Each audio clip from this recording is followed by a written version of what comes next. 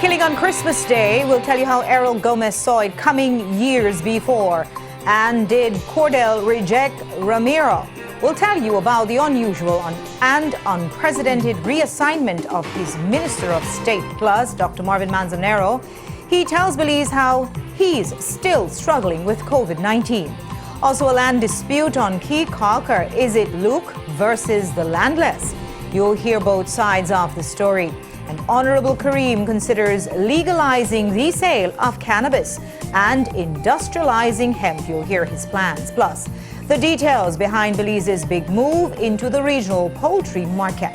We've got details of these and other stories in our newscast for tonight, Tuesday, December 29th, 2020. Good evening.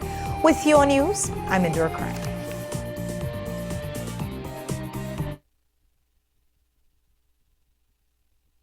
The intense flooding overnight in the western and southern parts of the country. Yeah? Do we need to renew the insurance policy? The insurance policy? Were impassable. Oh, let me check. Renew your policies, file a claim, and even send us a message using RFNG online. No, we're good. It says we're covered. Okay, great. It pays to get it right with RFNG Insurance, a road group company.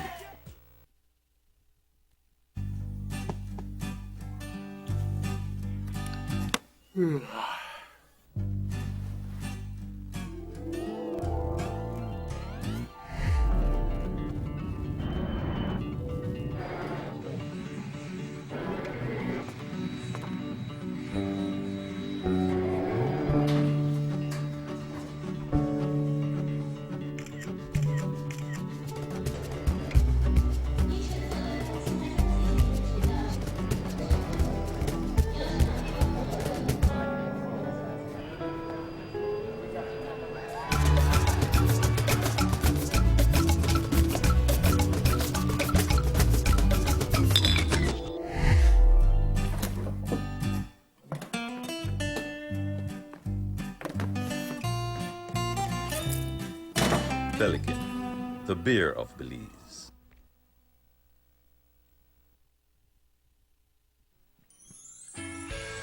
GOB employees, make this Christmas one to remember with a no-hassle loan from QuickStop. Starting November 20th, all first-time customers automatically qualify for a $500 cash advance. Returning customers get double their last loan offer. Visit your nearest QuickStop branch or apply online at quickstoponline.com. QuickStop Personal Finance Center. No hassle loans.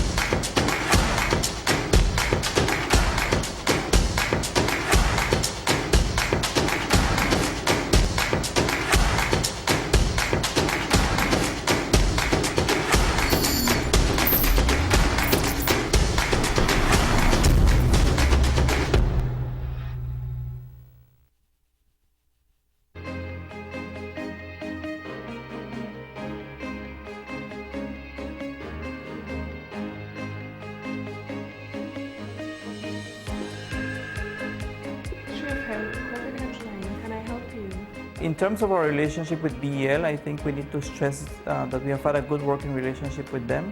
That still remains to the day. We can recall when we went back in February, when we started with the pandemic for Belize, they were one of the first entities that came to us and asked how they could work along with the Ministry of Health. The items that we knew were going to lack materials for laboratory testing and supplies. So back in March and back in April, they were one of the entities that provided those to us in real time, very expensive material. And the last equipment brought to us is particularly an extraction machine. That has been set up at the lab that should minimize their workload. It is also going to minimize their exposure because they don't have to be doing any manual extraction of the samples as they move along. It's an extraction process that a machine will do for them. We would also like to thank BEL for all the work that they have done in terms of the pandemic for Belize. We do appreciate whenever you have levels of civic and social responsibility for major public entities in the country, and we do look forward to an ongoing and fruitful relationship with them.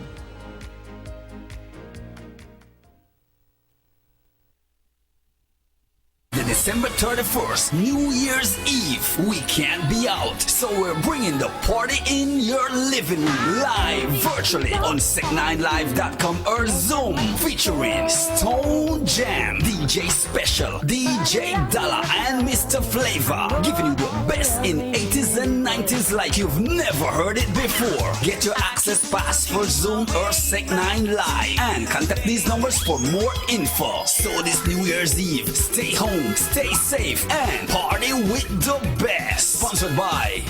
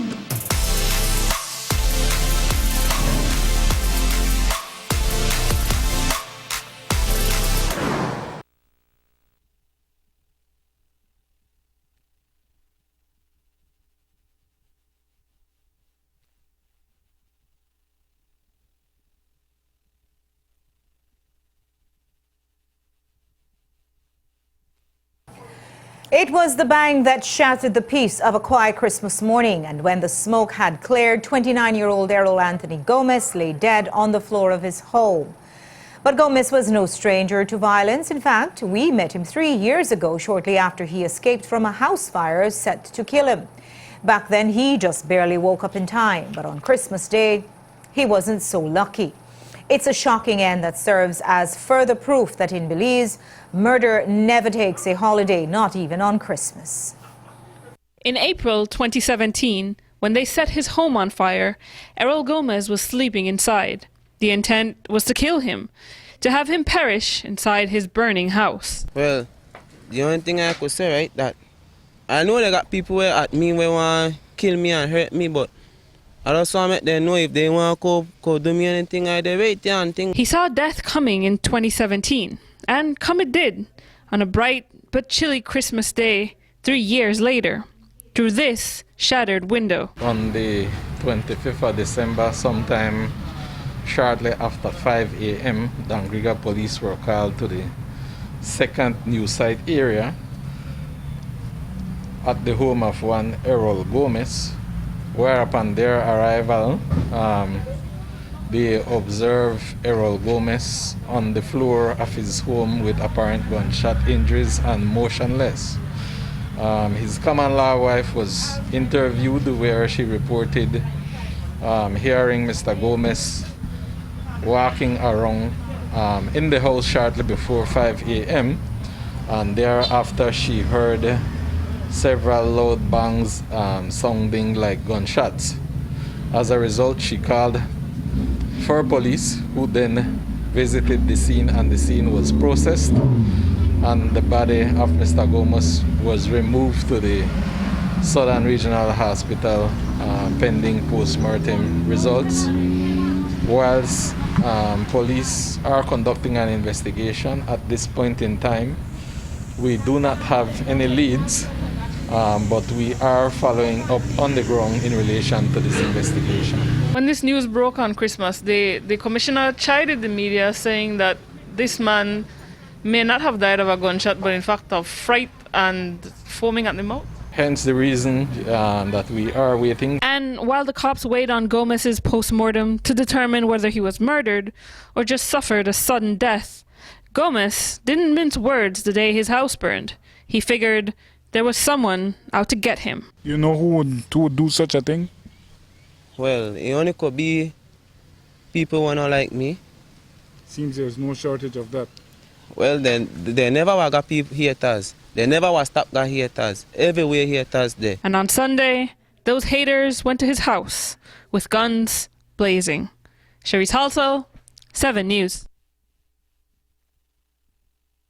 As you heard, while there is some uncertainty about just what killed Gomez, an official police report has it listed as a murder. We note that Gomez is a distant cousin of Jeffrey Gomez, one of the 4 missing fishermen also from Dengriga. About 3 weeks ago, we told you about the traffic accident in Unitedville, Cayo, which claimed the life of 92-year-old Daniel Gongora. Tonight, John August, the UDP standard-bearer who lost the general elections in Cayo Northeast, is out on bail after he was arraigned in magistrate's court for this accident. Police have arrested and charged him with the offences of manslaughter by negligence, causing death by careless conduct, and driving without due care and attention. He was released on bail of $4,000. He must return to magistrate's court on the 14th April for an adjournment in this case. Around 11:15 a.m. on November 30th, 2020, the elderly Daniel Gongora was attempting to cross the highway in Unitedville Village, and August was approaching in his Isuzu D-Max. He says that when he saw Gongora, he stepped on the brakes and tried to swerve to avoid the accident. He still ended up hitting Gongora with the right front side of the vehicle. Gongora was knocked unconscious and he was injured in his hand. He was transported to the Belmopan Hospital and died a few days later. August is a well-known politician in Cayo. He ran twice in the Cayo Northeast constituency and is a former 3-term mayor of the twin towns of San Ignacio and Santa Elena. And from a politician in court, that is, to another perhaps forced to court colleagues for office space, it seems Ramirez has been playing musical chairs in cabinet. In his second term as a representative for Crozol Southwest, Ramirez is a minister of state. But in what ministry? That has been a moving target, and Jules Vasquez tracked down the answer today. Here's his story. Ramiro Ramirez, he's a newly elected area representative for Crozol Southwest. And when the cabinet portfolio assignments were released on November the 13th, there he was, close to the top. He was the deputy minister to the deputy prime minister, the minister of state in the Ministry of Natural Resources, Petroleum and Mining. A plum portfolio for this northern politician who would have some power to distribute lands in the north for his and neighboring constituencies, where the PUP controls 7 of 8 seats. And while the press release made it clear that this came straight from the Prime Minister as the head of government, who would advise the Governor General as the head of state pursuant to Section 40 of the Constitution, from there it was published in the Gazette with the seal of the state and all the bells and whistles of officialdom. Once it's in there, it's usually, so let it be written, so let it be done. And while it was written, it was not done. It seems not even that act of state was enough to get Ramirez through those closed doors at Natural Resources. Reports tell us that his minister, Cordell Hyde, wasn't pleased with the appointment and rejected him. While that is unconfirmed, something surely did happen, because the Gazette of December 19th offers this unprecedented cabinet-level correction. Under the sheepish heading Corrigendum, it says basically that it was all a mistake. Ramiro Ramirez is not the Minister of State in the Ministry of Natural Resources, Petroleum and Mining, but he's now the Minister of State in the Ministry of Rural Transformation, Community Development, Local Government and Labor. It's a huge change, and if it is a mistake, it happened at the very highest level of officialdom, an embarrassing height from which to make an oops.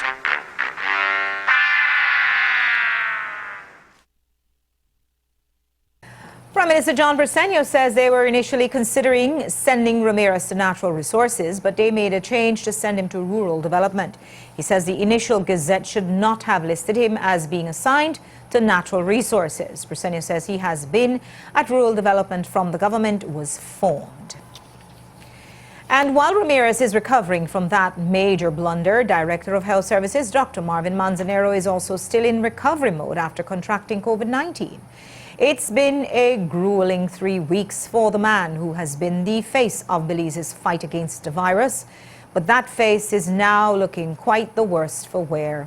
As Dr. Manza said in a Facebook post last Thursday, he had to spend 6 days in the isolation unit and lost 19 pounds in 1 week. He said that it is as if he is just learning to walk again since the virus took its toll on him physically as well as mentally. There were times when even he believed that he would not make it. Now the good doctor is slowly recovering and gave his first post-COVID interview to BEL for their 2020 Community Spotlight Award. Dr. Manza noted that Belize is entering its 10th month with the virus and continued to advise Belizeans to follow regulations in place. We in Belize are now going into our 10th month since our first case. And now any new case and death that occur take a toll on all of us. COVID-19 is therefore proving to be unpredictable and unforgiving in many aspects. As we learn of evolving and expected mutations, we are reminded that as a community, we must continue to remain cautious, vigilant, and at all times be mindful of the key messages such as physical distancing, wearing a mask properly and consistently, proper hand washing, and avoid the touching of our faces. While vaccines do bring a glimmer of hope, for all of us, we have to learn to live with COVID-19. From a personal standpoint, and while still very much in the slow recovery process of COVID-19, I can say that I am forever thankful for all the messages, prayers, thoughts, and ongoing support that continue to be sent my way. It certainly helps.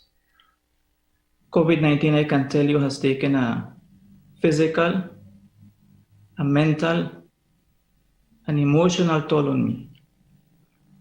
And while it continues to be a daily struggle, I am hopeful that together we all will overcome this in Belize. I really do want to wish that everybody remains safe. I really do wish that nobody has to go through what I have been through. I want to make a call to everybody to just stay safe. Do take care of your loved ones and do give them all the support that they need, because this is surely a long battle that we will have to undertake and continue to undertake as we move along into 2021.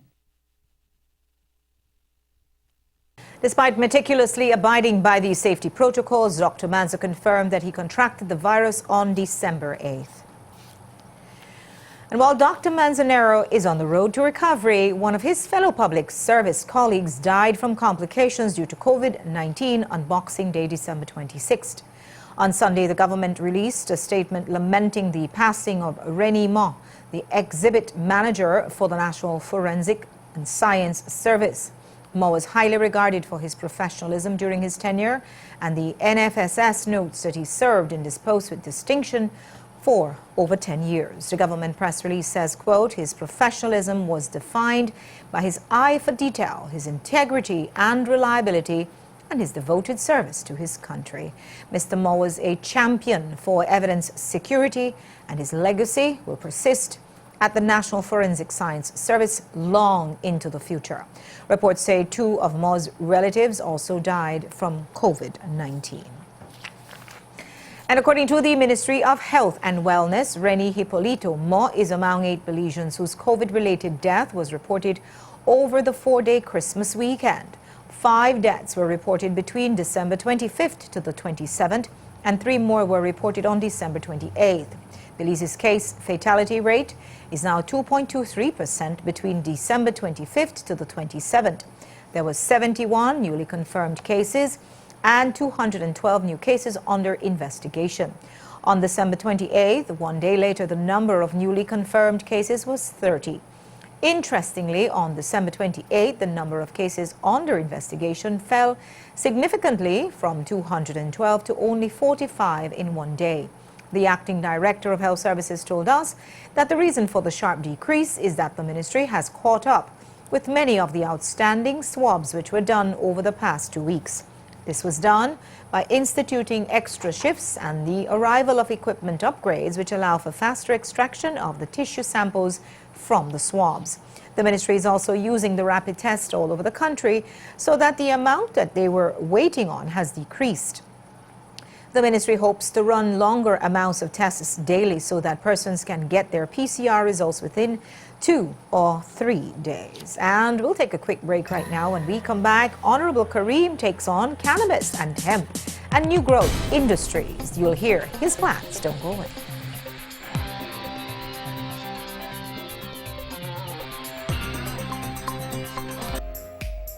Looking for a paint which offers durability, fast drying action, easy application, long-lasting protection, and low odor? Then Coronado is the brand you need. Choose from eggshell, flat, or semi-gloss finishes for your home's interior or exterior. You can also protect your deck from the harsh outdoor elements with Coronado Maxum deck and siding stain. We also have primers, masonry, and metal coatings for other projects around your home. Benny's Paint Center has the paint you need in the color and finish you want. Enjoy your newly painted home with long-lasting, durable Coronado paints. Available at Benny's. Quality and savings.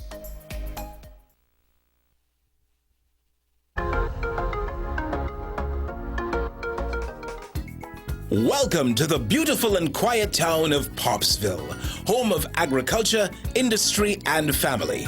And in a local coffee shop not too far away, Devin meets up with Keisha to share what he's learned from his persistent organic pollutants workshop. Tell me, Keisha, have you ever heard about POPs? POPs? What's a POP? POPs, short for persistent organic pollutants, are a group of carbon-based chemicals that are harmful to our health and to the environment. According to the Stockholm Convention, POPs have been classified as harmful due to their persistence, bioaccumulation, toxicity, and long-range transport. This means that POPs can exist for many years and can seriously affect our health and the environment. That's right, Keisha. So pay attention to these main sources of POPs. To date, there are 16 known pesticides that have been identified as persistent organic pollutants. POPs, pesticides including DDT and lindane, can especially have long-term effects on our health and environment and should be avoided at all costs. Polychlorinated biphenyls are chemicals found in some industrial equipment manufactured before 1985 and were used to reduce the occurrence of fires in electrical equipment. Try avoiding contact with these items.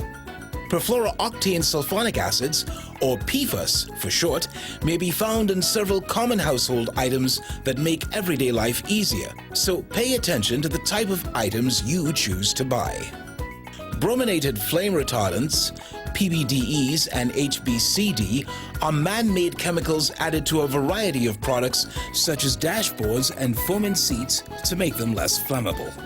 Unintentional persistent organic pollutants are formed due to several chemical processes or improper combustion processes, such as open burning of waste. So you see, Keisha, POPs may be found right under our noses. So what can happen to me if I'm exposed to these POPs? Well, short-term exposure can cause symptoms like headaches, dizziness, and nausea, but staying in contact with these chemicals over prolonged periods and exposure to high concentrations can potentially make you very sick. Special precaution must be taken as pregnant women and developing children are most at risk when exposed to POPs.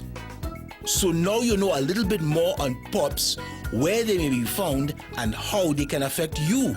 For more information on how to manage and dispose of POPs containing products and waste, contact your local waste management agency or visit www.stopthepops.com for more info.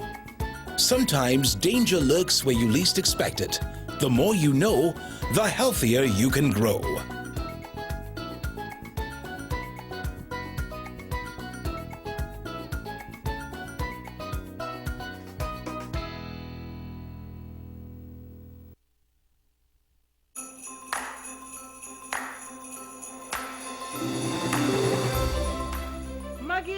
Season's greetings.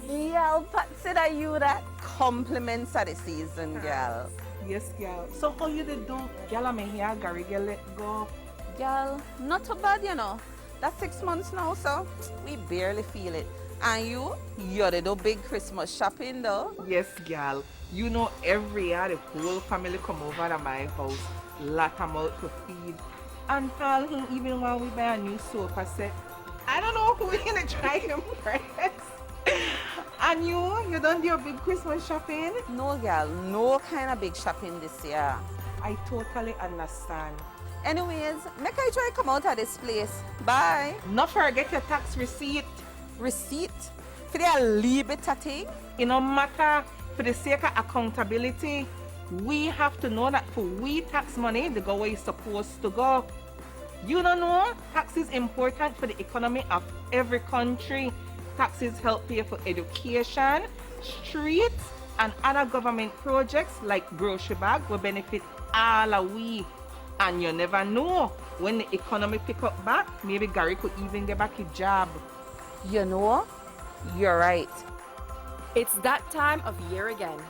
And whether you're buying gifts for loved ones, shopping for new furniture and appliances, or simply doing business as usual, the Belize Tax Service Department would like to remind you to always ask for a tax receipt with every purchase. Let us all do our part to ensure the further growth of Belize. Together we build our country, your contribution, our development.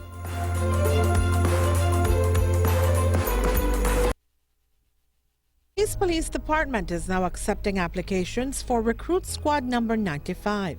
Application forms can be obtained at the nearest police stations or downloaded via the police website at www.belizepolice.bz.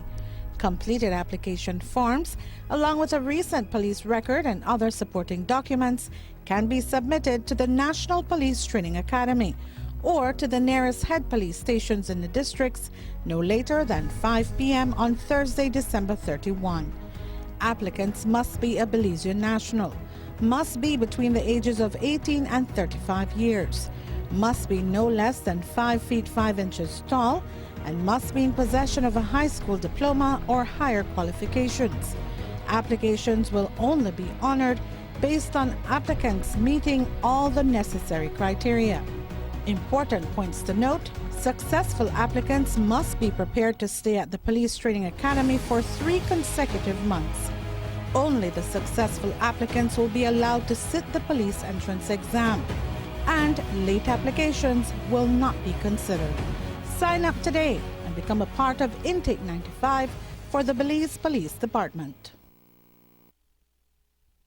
Caused the intense flooding overnight in the western and southern parts of the country. Yeah? Do we need to renew the insurance policy? The insurance policy? Were impassable. Oh, let me check. Renew your policies, file a claim, and even send us a message using RFNG online. No, we're good. It says we're covered. Okay, great. It pays to get it right with RFNG Insurance, a road group company. You have a neighbor throwing a party? Do you know of anyone holding a social event? Have you seen people not following protocols set in place to reduce the spread of COVID-19? If so, report them immediately. Use SMART or BTL and call 0800-PARTIES. That's 0800-727-8432. Our COVID-19 hotlines are available 24/7.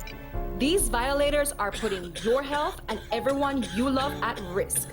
Call our COVID-19 hotlines and report all violators. This message was brought to you by the Belize Police Department.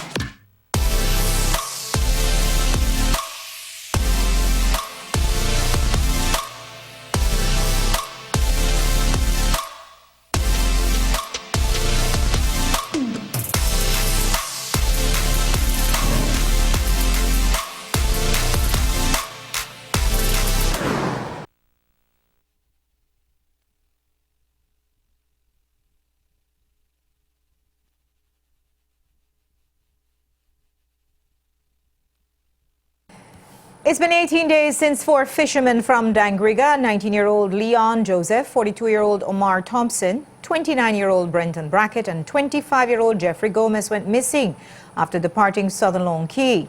Since then, their families have been speaking out, publicizing ever-growing search efforts and complaining about the carelessness of the police in the public campaign to locate them. This morning, while in Dangriga, Sharice Halsal caught up with Brenton Brackett's father, Dave Brackett. Here's his update on the search that he's not ready to give up on. We not receive any further information. The search still continue. The Coast Guard don't have anything new for said, and the police. They only say that they're continuing their searches. We not have nothing, not even a clue.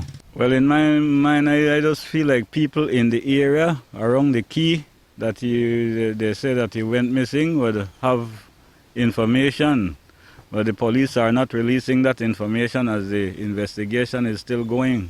Well, Sunday we searched the area that he likely to be, the area that you usually visit when you go to the Keys, and we not come up with anything, no clue, none of the crew members nor the boat.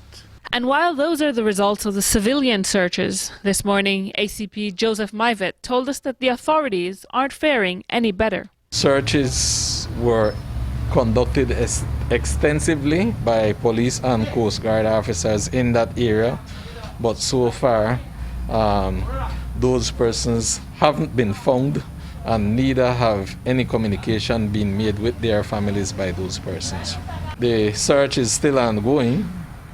However, at a more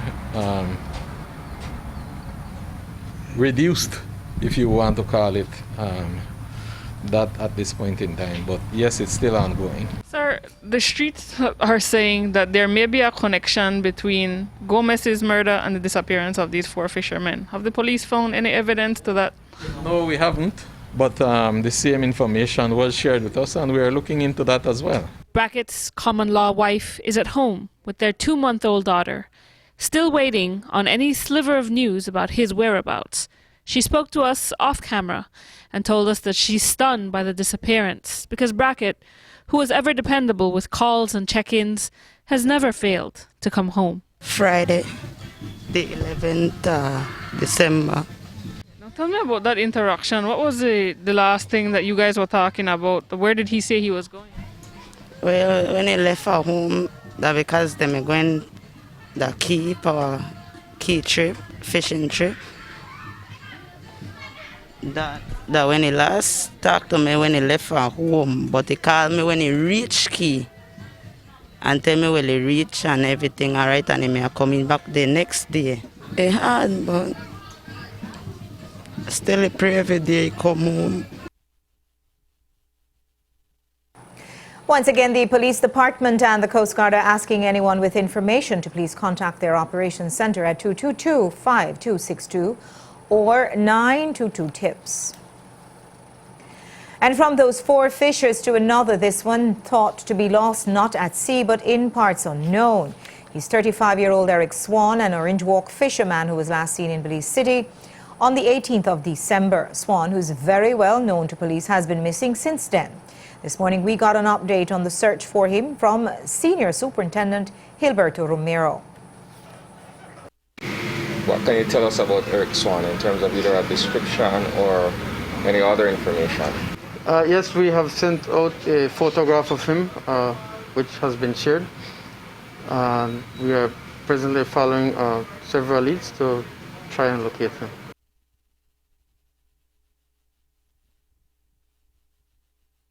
Swan was charged for murder in 2009. Information is that it can be used to locate him can be reported to 922-TIPS or the nearest police station. And while Swan's family is hoping for his safe return, the family of 25-year-old Braulio Villamil is left devastated after he was killed in a road traffic incident the day before Christmas. The incident occurred around 7:30 in the night in Sartineja village as Villamil was attempting to avoid a pothole. ACP Joseph Maivet gave the details. The 24th of December, police were called to a street in Sartaneja village where they observed one Braulio Villamil, 25 years, Edrel Verde, 17 years, and Odalis Mora, 20 years, all with injuries. They also observed 2 motorcycles on the street. What the police know so far is that Braulio Villamil was traveling from a south to north direction on the street, whilst he was accompanied by Verde, whilst Odalis Mora was traveling in the opposite direction on a separate motorcycle. The investigation has shown so far that Villamil veered from a pond of water that was in the middle of the street into the oncoming rider's lane, which seemingly caused the accident. As a result, they were all transported to the Northern Regional Hospital, where Braulio Villamil succumbed to his injuries whilst undergoing treatment.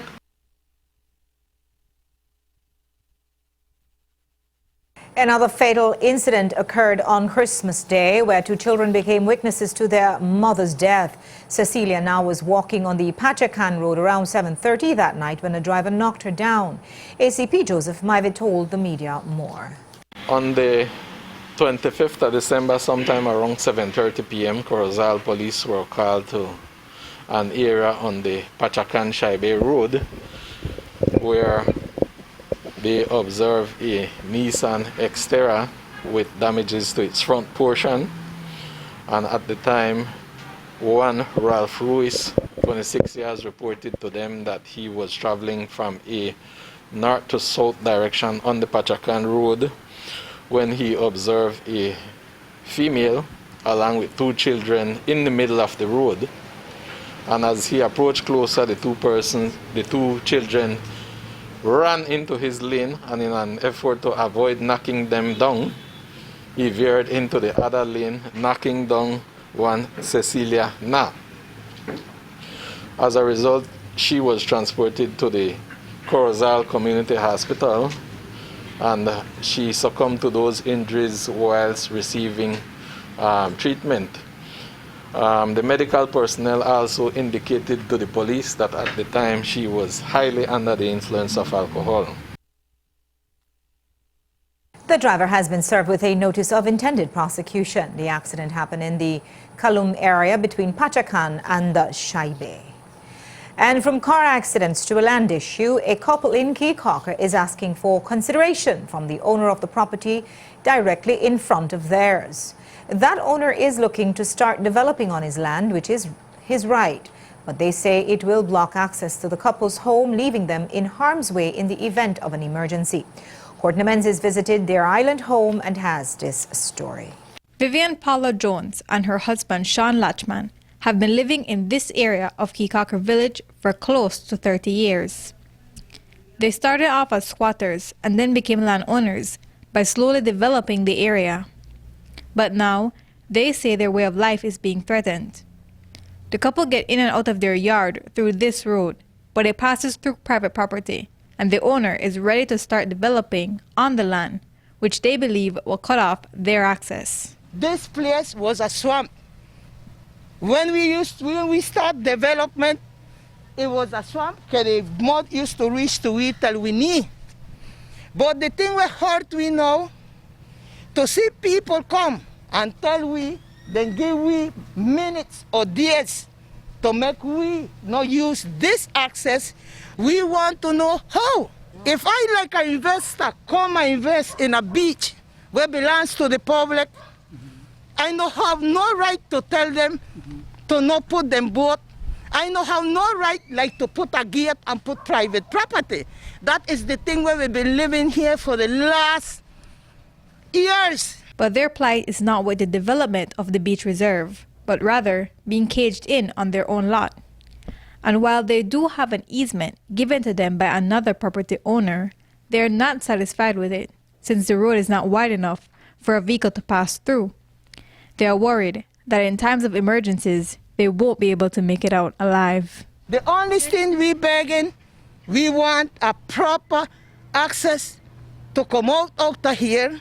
We applying to the village council. It's done time to make them come to these areas and put things together. Him is a tour guide and a fisherman. Where he am putting boat? Actually, then they tell the investors that we don't have access, or you show small access road when they give to we.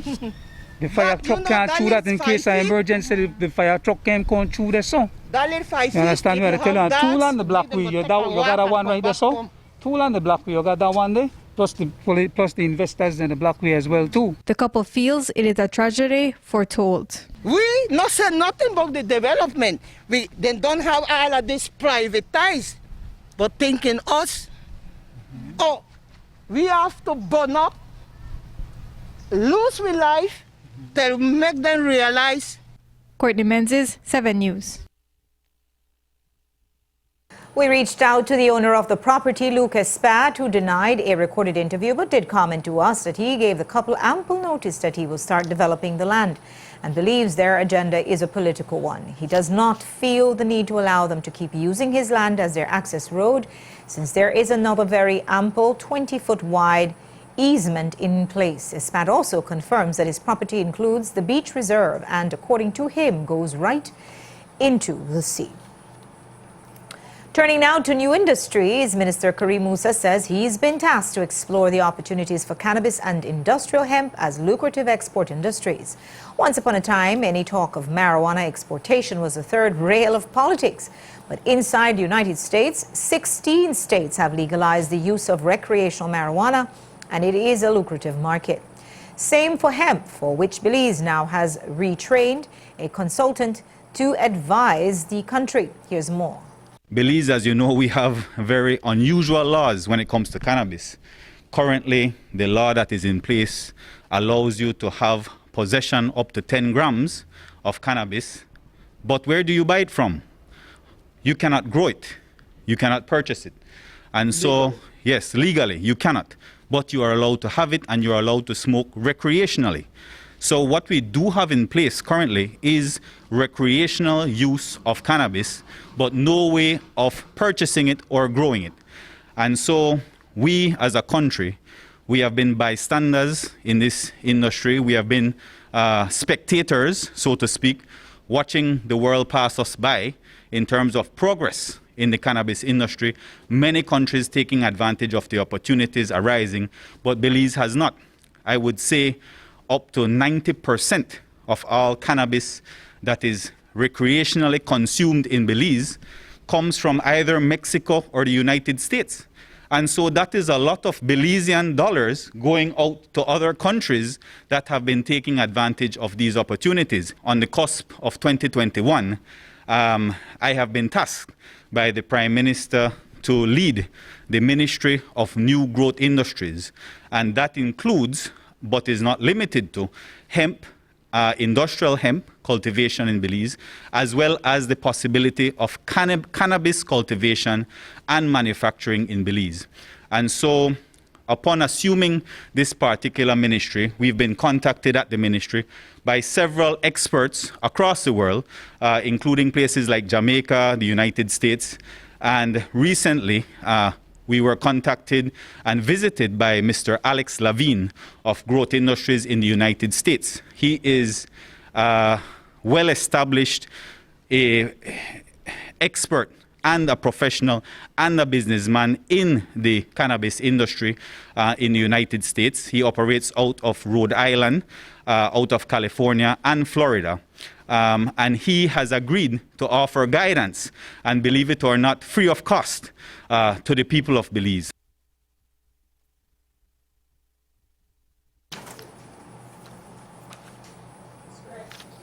Musa says there are 42 licenses for industrial hemp, but zero activity in this market. He says that in the middle of January, we'll have a virtual Zoom conference with license holders, etc., to come up with an industry-wide policy.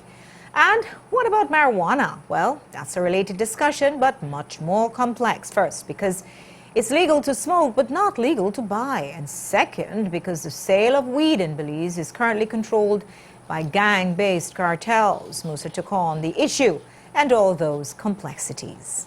it is my hope that we would see the benefit of even cannabis tourism in Belize. Just imagine for 1 second, Jules, the amount of cruise ships, whenever that does return, the cruise ships that come into our harbor, it's over 1 million people a year. Imagine those people coming off of those ships actually engaging in cannabis tourism, the amount of revenue that can be generated for Belize. And so we have to find ways, Jules, in order to make this not just a productive sector that can generate revenue for the country, but also an industry that would provide jobs for all of the people who have been affected by this cannabis industry in the past. There are so many people that are imprisoned because of cannabis. And so we have to find ways for those particular people, the most marginalized people, to benefit from this industry. So leading the way forward is we're going to have to be very creative, very innovative in coming up with a policy that works for Belize. Now, I'm sure you're aware of the complexity of trying to legislate the legal trafficking of marijuana, not hemp, marijuana, because right now, and you know this, I would say over 2,000 people, or about 2,000 people every year, are killed because of these turf wars over marijuana. It's a huge market. And if you introduce outside players to all these people, DERs you might want to call them, or man who run weed traffickers who have been taking all this risk for all these years, and you legalize that market and you capitalize that market, then certain people at the top of the economic chain may have an advantage of them over ability to source financing, etc., if you can even do that. But I'm saying that you could create a situation that's even more volatile than the turf wars we're having right now. It's a curiously sensitive thing because selling marijuana in the most marginalized community is a huge market, and you know how many are dying because of trying to control that turf. Yes, and that is exactly why I said earlier, Jules, that it is absolutely imperative that whatever policy we create, whether it is a cooperative of growers, of cultivators, of sellers, of distribution spots, it has to be able to include the most marginalized in our country. And so that policy is essential, us carving out a place for these very players that you're discussing. It cannot be that they're sidelined. It was a wide-ranging discussion with many more layers, and those who want more can see the entire uncut interview on our 7 News Belize Facebook page. And while the Ministry of Home Affairs and New Growth Industries is considering the marijuana and hemp industries more closely, the Ministry of Foreign Affairs and Foreign Trade and the Ministry of Agriculture is celebrating Belize's first export of chicken into Grenada. The arrival of this shipment marks the country's first ever shipment of poultry products into the CARICOM market. As we told you, Western Dairies Belize, under the right of establishment of the CARICOM Single Market and Economy, CSME, incorporated Western Dairies Grenada Limited in 2018.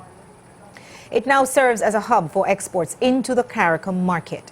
But while it is a welcomed precedent, this morning Agriculture Minister Hosemai told 7 News that the shipment had some initial difficulties when it landed in Grenada. Here's how he explained it in a Zoom teleconference interview with the press. That shipment took place. Unfortunately, we had some problems in Grenada. The permit expired. You know, the permit was issued in April, but because of COVID, the shipment was delayed. So like that there was some delay. The veterinary officer in charge had recommended that the poultry didn't come in, and they were asking for us to buy honey, reciprocal trade. Minister Courtney, Ministry of Foreign Trade and Foreign Affairs, involved. There was dialogue at the ministerial level, and I'm happy to report that in the end, the poultry was allowed to enter Grenada. I think that is history in the making. I want to thank Minister Courtney and his ministry staff for assisting and ensuring that they reach agreement and that the poultry was allowed to enter Grenada. So it's a very good thing for our poultry producers. Western Dairies Grenada Limited has been a conduit for several shipments of Western Dairies ice cream into the Grenada market. This company has now begun diversifying with the export of chicken cuts. And we'll take a break now. When we come back, La Zafra, the cane crop opens. We'll tell you why it almost didn't. Don't go away. Have a holly jolly Christmas this December with NextGen. Contact us today to sign up for free service installation or reconnection and receive 1 month free on your by entering our grand. Existing customers can enter a chance to win a 40-inch smart TV or up to 3 months free bundled service with a Debo 3. Visit our office for a chance to win today. Our raffle will be drawn live on the national channel. From our NextGen family to yours, we wish you peace and joy throughout the Christmas season. NextGen, powered by Central TV and Internet.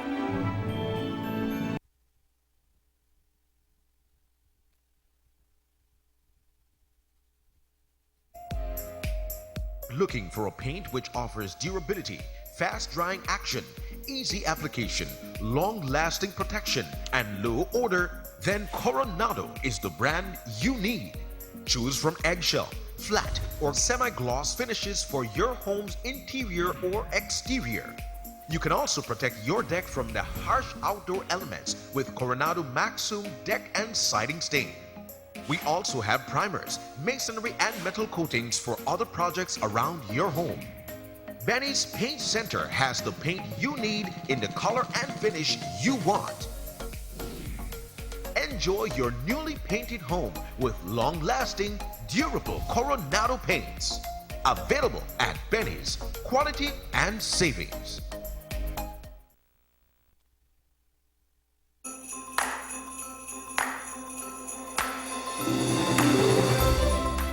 Maggie, season's greetings. Yeah, Patsy, that you that compliments of the season, girl.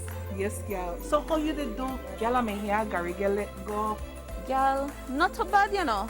That's 6 months now, so we barely feel it.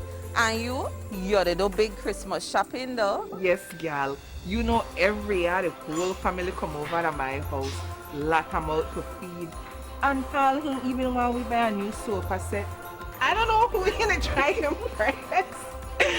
And you done your big Christmas shopping? No, girl, no kind of big shopping this year. I totally understand. Anyways, make I try come out of this place. Bye. Not forget your tax receipt. Receipt? For the little bit of thing? It no matter, for the sake of accountability, we have to know that for we tax money, they go where it's supposed to go. You don't know, tax is important for the economy of every country. Taxes help pay for education, streets, and other government projects like grocery bag will benefit all of we. And you never know, when the economy pick up back, maybe Gary could even get back a job. You know, you're right. It's that time of year again. And whether you're buying gifts for loved ones, shopping for new furniture and appliances, or simply doing business as usual, the Belize Tax Service Department would like to remind you to always ask for a tax receipt with every purchase. Let us all do our part to ensure the further growth of Belize. Together we build our country, your contribution, our development.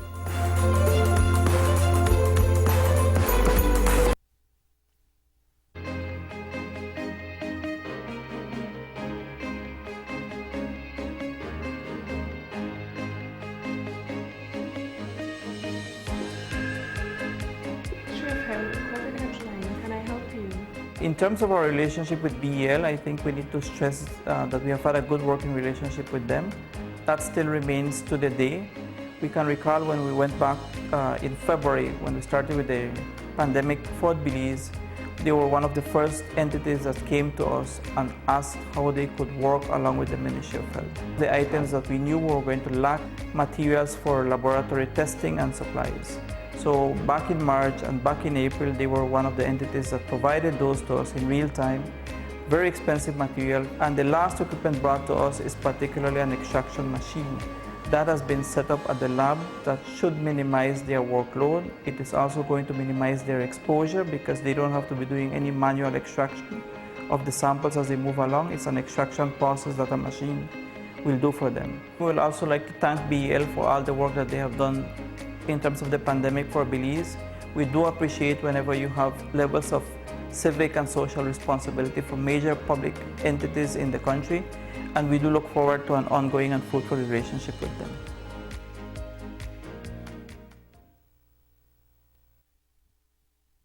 You have a neighbor throwing a party? Do you know of anyone holding a social event?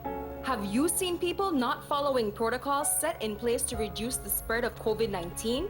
If so, report them immediately. Use SMART or BTL and call 0800 parties. That's 0800 727 8432. Our COVID-19 hotlines are available 24/7. These violators are putting your health and everyone you love at risk. Call our COVID-19 hotlines and report all violators. This message was brought to you by the Belize Police Department.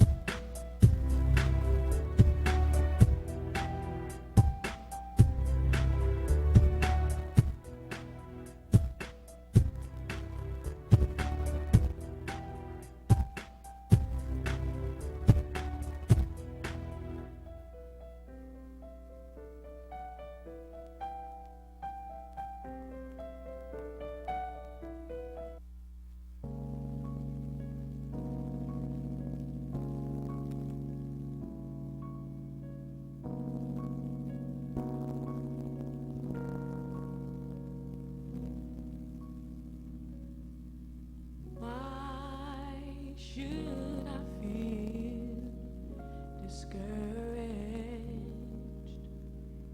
Why should the shadows come?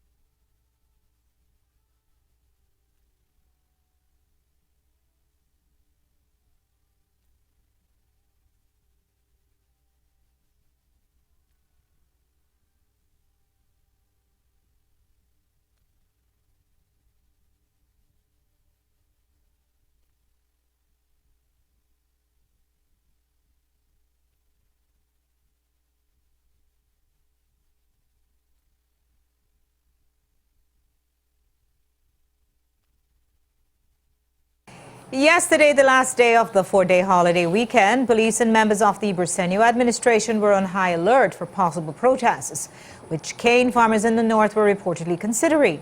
The late start to the 2020-2021 sugar crop season is enough to cause concern, but there were almost 3,000 farmers incensed over possible revenue losses they would have to bear due to the production estimates prepared by the Sugar Industries Control Board and the Sugarcane Production Committee. As viewers are aware, this industry has had a series of struggles over the last few years due to climate change. They had to weather a massive drought which impacted the total output of the cane fields. Before that, stakeholders were impacted by flood damage. And then there is the consistently low price for sugar on the world market, since the major sugar-producing nations have a massive surplus of sugar that they are trying to sell. But the production estimates from the SICB for the industry was the culprit that made the farmers consider protests.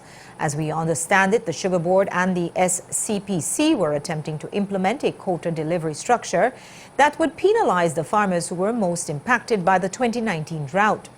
Insiders tell us that the way that the SCPC calculates what quota of cane each farmer and each association is allowed to deliver is based on the previous year's performance. Because the drought caused many farmers to underproduce and suffer major losses, significant portions of their sugarcane quota were being taken away. Today, the Minister of Agriculture granted the press a teleconference interview on the topic, and here's how he explained the application of the sugar science, which would have deprived the farmers of their fair quota. Here, before the crop starts, there is a production estimate. That production estimate tells me as a cane farmer how much cane I will be able to deliver in this 2021-22 year. That is always, it always brings some controversy. How do you determine how much sugarcane Kami will deliver this year, a cane farmer? Well, historically and traditionally, it is what Kami delivered last year, plus if she planted new sugarcane fields. The problem this year is that we had a drought affecting the cane harvested last year. So that is where the problem began. I mean, we have blamed climate change for this one. We had a drought. The mill received 32% less cane than the year before. So from 1.98 million tons, the mill received 895,000 tons. The farmers, it's assumed that if the mill received 32% less sugarcane, that there was an average of 32% in the fields, right? So in October, before elections, the SCPC met and they came up with a production estimate. They said, okay, since the mill received 30% less last year, let us give each cane farmer out there 30% of what they delivered, and that should bring it back to what it is. So that is where it went wrong. Because while the average out there was 30% up, there were farmers who lost more than 30%. Some did not deliver anything at all. Some delivered less than 10%. Some delivered 30%. Some delivered 40%. Some delivered all the way up to 100%. 299 farmers delivered 0%. 10 farmers delivered less than 10%. 299 farmers delivered between 10 and 29%. 829 farmers delivered between 30 and 49%. 1,326 farmers delivered between 50 and 69%. 1,548 farmers delivered in 70 and 99%. 682 farmers delivered 100%. So you can see the disparity in the deliveries. So to say we will give each farmer 30% of what they delivered then became a problem. With this formula, there were 2,700 farmers being affected. Those who delivered 70% and above would get 30%, would benefit a lot, and those who got 100% deliveries would get 30% more. There is no way that being the new minister elected, I could have accepted that we start the crop with this.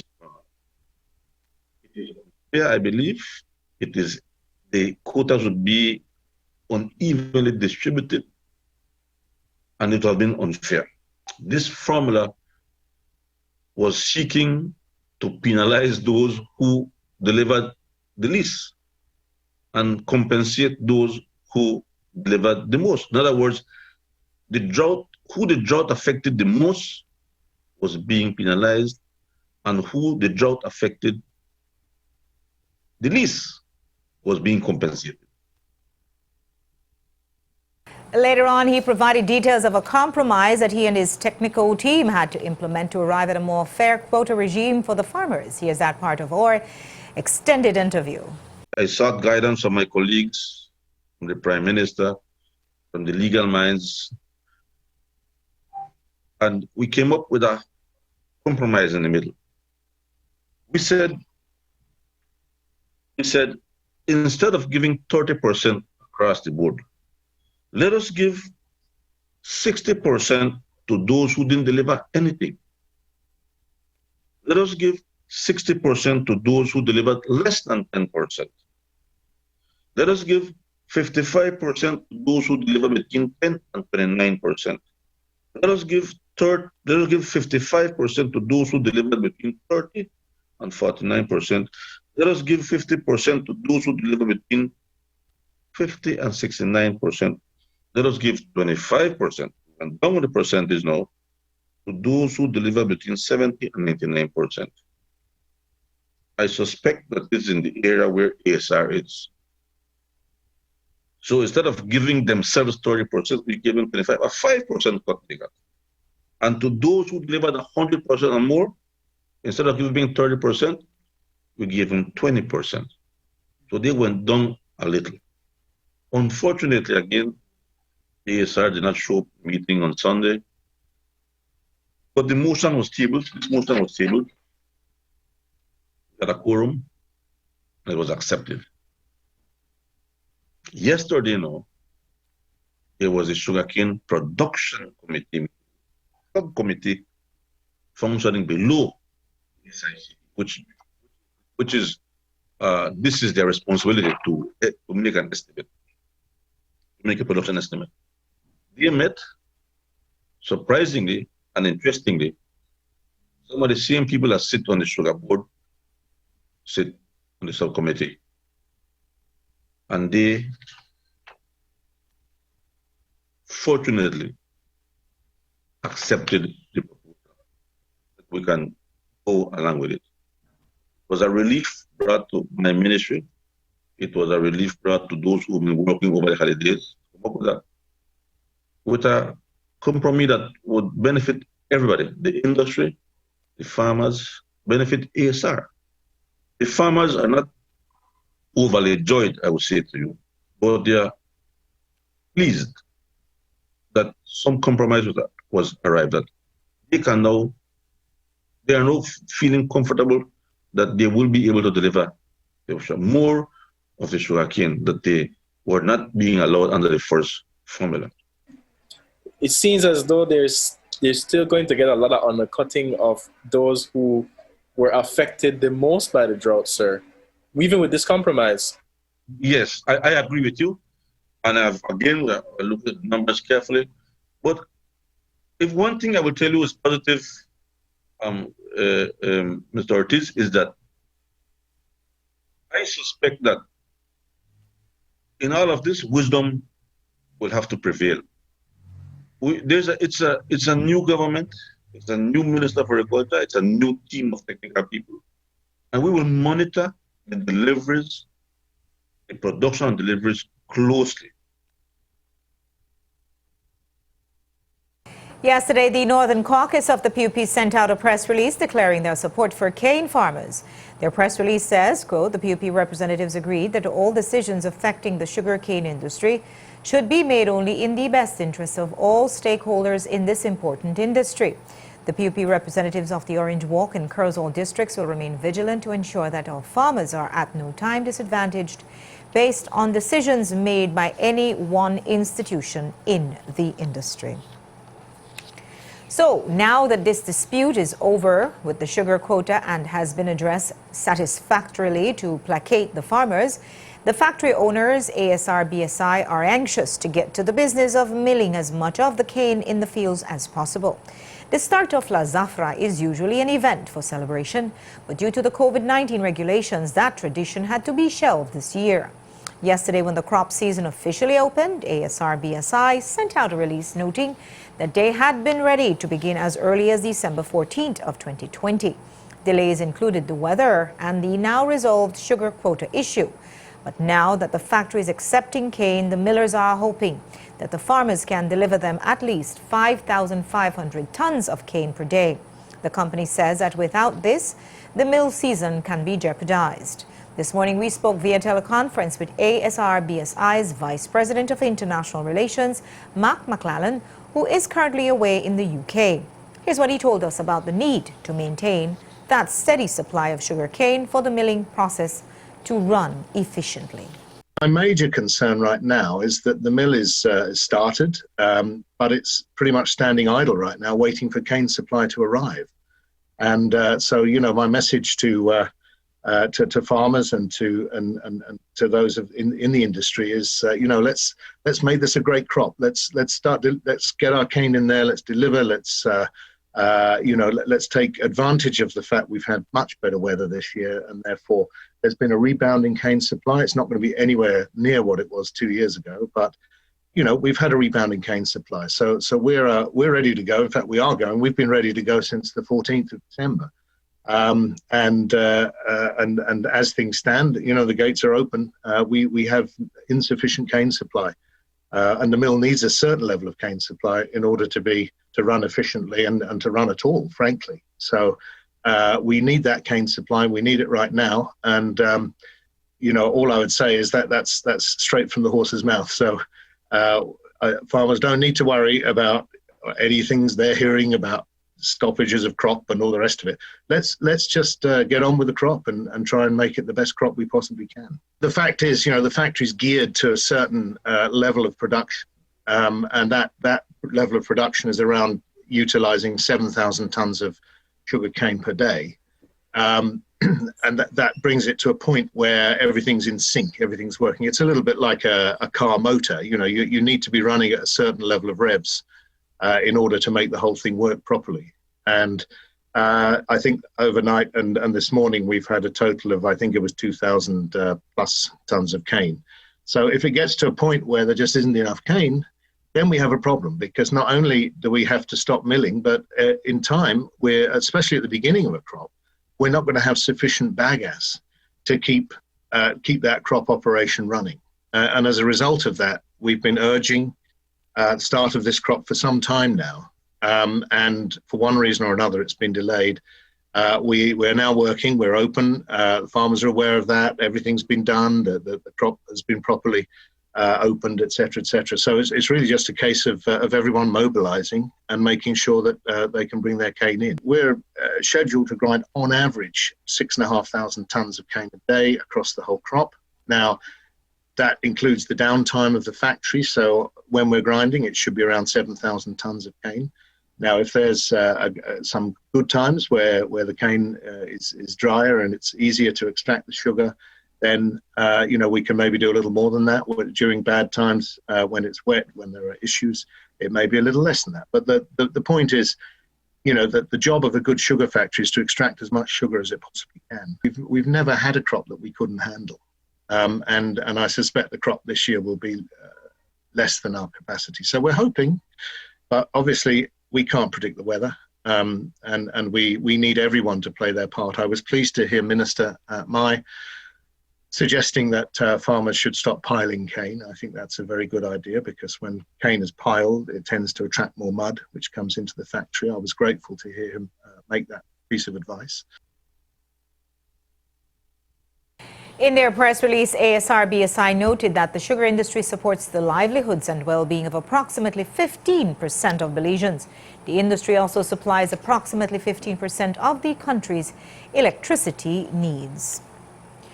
But this very important industry is facing another challenge, the constant deterioration of the sugar roads. These roads provide the transportation network for cane farmers so that they can get cane to the factory. Today we asked Jose Mai, who has famously criticized the former Barrow administration about their handling of the sugar roads, about what his PUP government will do about them. Here are those comments. We have identified resources to fix highways. You know the situation the government is in right now. Everybody knows it. We inherited the worst sugar roads in many, many years. But I can't complain about that. There's no excuses to be made. I'm the part of the government now. I'm not in a position.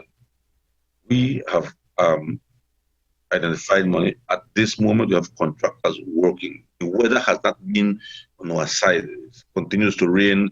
We cannot repair roads when there rain. We began with fixing the culverts, because the culverts are caved in. We cannot transport material if the culverts are caved in. So we have replaced, I think, about 8 or 9 culverts on main sugar roads right now. Then we start dumping, but the rain, it just keep raining, and we cannot cheat as what we want to. But yes, we will fix as many sugar roads as we can. We will. The new agriculture minister made it clear that there will be some politicking involved in the selection of priority sugar roads to fix. Here's that part of our interview. More money will be pumped into the sugar roads than what was pumped under the last administration. I will not tell you the exact amount of money. I cannot tell you at this time because I don't have it. I will tell you this. I cannot show you this. You remember in the House of Representatives when I said to the Prime Minister, man, please allow contractors to fix sugar roads in Orange Rock South, where we had 21% of the cane. They did not fix sugar roads in Orange Rock South. They did in Orange Rock North, where Gaspar Vega's family has cane fields, and they also did in Orange Rock East, which was under the Minister Aragon at the time. They never gave us a penny to fix roads in Orange Rock South. So we will definitely get more than what they did not give to us. The press also asked the Agriculture Minister to discuss what his government's fluid plans are for the opening of the Corozal Free Zone. Earlier this month, the government announced an intention to fast-track its opening. But as viewers are aware, that same government placed major restrictions on travel to the northern districts in the hopes of flattening the COVID infection curve. So, what is the new plan for the free zone? Here's what Mai said. Cabinet made a decision that we will want to see after the Christmas holidays if the spike in COVID cases would reduce.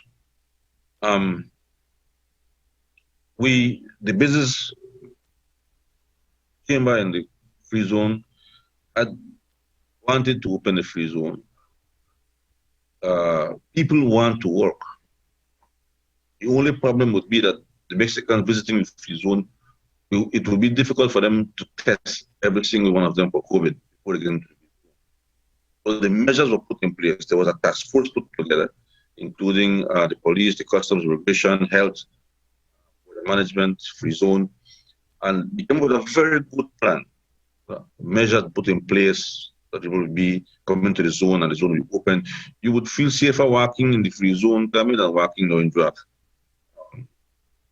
with the measures put in place. But Cabinet thought that they wanted to see, it was best that after the Christmas holidays to see if the curve would flatten out, and then we'll be in a better position to make the decision.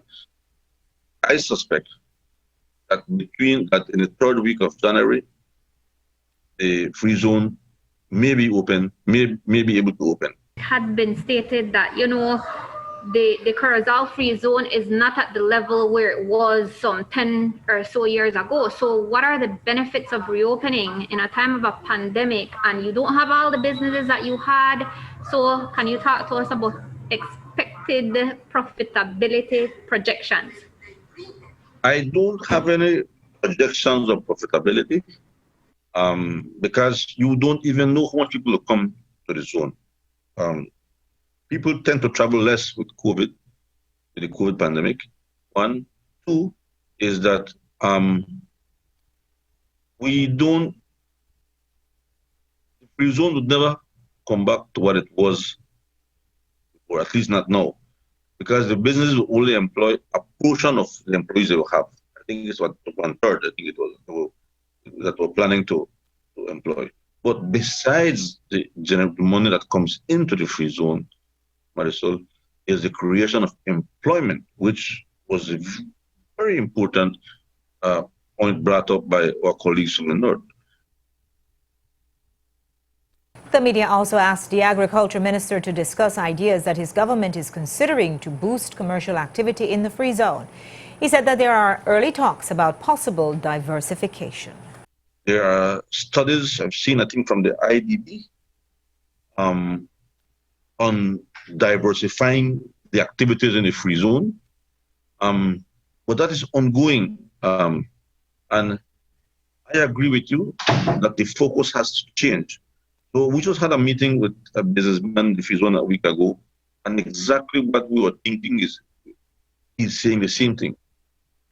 Having the free zone only as selling clothes that you bring from China, from Panama, is not cutting it. We have to diversify the activities in the free zone. And that is right now the discussion table. But yes, I agree with you. I will give you an example. My friend passed away now, good friend Elijah Lamia, had a conversation on a come and go. And people used to pass there and stop and use the bathroom, and there were these Mexican suburbans that passed by, and he asked them, what are you coming to do in these 3 suburbans? He said, you know, I own a place in Cancun. I own a place in Cancun where we do weddings, we host weddings. And the people in Cancun love meat pies. So they come to Belize, famous Dario's meat pie, buy ice box full of meat pies and truck it to Cancun. No, what stops Dario's from putting a meat pie shop in the free zone? Meat pie is something unique to the Mexicans. They never have that there. These are the little things that we have to explore, the little niche markets. Mexicans love bun, illicit bun. They don't have that there. So these are the things we have to explore. But who stops Mr. Dario and his family to do a meat shop factory in the free zone? Isn't that something good?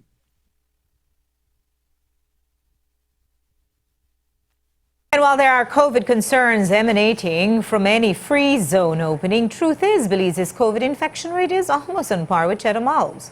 Earlier in the newscast, we told you the weekend COVID numbers, but late tonight we received the latest numbers. 5 new deaths were reported today, along with new cases and 164 recoveries. Information Officer at the Ministry of Health, Claudette Dacres-Norales, explains the data. A total of 459 samples were tested. Out of this, 77 samples have resulted positive for COVID-19. There are 36 individuals newly under investigation. There are 164 new recoveries to report. Today, we also report that 25 infected persons are hospitalized. Unfortunately, 6 of these individuals are being treated at the intensive care unit. Sadly, there are 5 new deaths to report.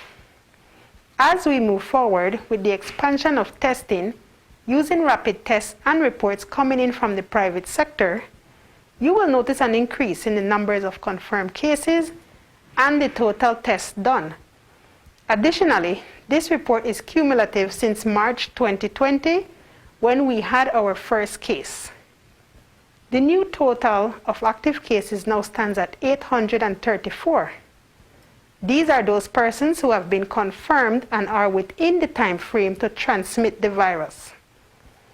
To date, 58,787 samples have been tested nationally.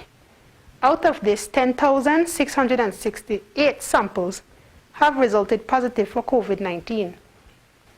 36 individuals are under investigation. A total of 241 deaths have been reported.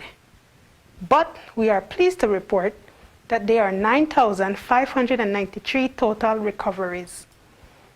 The heat map shows the districts most affected. The greatest number of cases are seen in Cayo, Belize, Tancreek, and Toledo. Cayo reported 33 new cases, with Belmopan responsible for 8 of these cases. Belize District reported 20 cases, and Belize City is responsible for 18 of those cases. Tancreek and Toledo each report 7 new cases, with Independence and Mafredai being the communities mostly affected and accounting for a total of 7 cases. Corozal reported 6 new cases and Orange Walk 3 new cases. And now to some crime news. He was among the 3 men injured in the December 18 shootout between gang members and police officers on Lakeview Street. And by Boxing Day, Shamar Kelly was back in the hospital after an alleged retaliatory attack. Here's what we heard from Senior Superintendent Gilberto Romero about the shooting and Shamar's alleged assailant. He was on Lakeview Street when he was approached by a male person who fired shots towards his direction, causing injuries to him. He remains at the KHMH in a stable condition. An investigation was conducted into this matter, and as well, police have arrested Kenyon Flores of a Belize City address for the crimes of attempt murder and use of deadly means of harm. By any chance, the name Shamar Kelly sounds familiar within the past 2 weeks. Was he involved in the previous incident where 4 persons were shot? He is known to the police. Yes, he has been investigated in the past for incidents. Kelly is also known to police due to a charge of aggravated assault with a firearm that he received back in November after allegedly pulling a gun at his neighbor. Earlier this month, we told you that the commissioners of the Public Utilities Commission appointed by former Prime Minister Dean Barrow resigned en masse, even though their term in office extended until April 2021. Well, today the PUC announced that the vacant roles have been filled. Attorney Dean Molina has been appointed as the new chairman. A press release says Molina has substantial experience in utility regulations, having been the manager of legal and regulatory affairs at BTL for 5 years and director of standards, tariffs and compliance at the PUC for 3 years. Molina succeeds John Avery, who held the seat for 12 years. The other commissioners who have been appointed are Ricardo Na, Carlo Keat, Arun Hochandani, David Zabani, Mark Menzies and Etain Sharp. And while the PUC has new commissioners, the Belize Zoo has renamed a new jaguar. The young male was captured in Pine Hills, Toledo district yesterday, and members of the Forest Department, the zoo and Yakshe Conservation responded to ensure its safety and the safety of nearby farmers. The continuous expansion for farming and other developments have increased the likelihood of encounters with such predators, which can in turn cause losses to the farmers who would then jeopardize the safety of the precious cats. Forest Department and its NGO partners work with the farmers to find solutions to the human-jaguar conflict. That's all we have for you for tonight. Thanks for watching with Your News. I'm Indira Craig. Remember that you can see a streaming video of this newscast at 7newsbelize.com, brought to you by Digi for the best postpaid plans in the country. Remember to wash your hands, to wear a mask at all times in public properly, and to keep your social distance. Remember that the curfew starts at 8 tonight, so please stay inside. Join me back here tomorrow at 6, and until then, have a good night.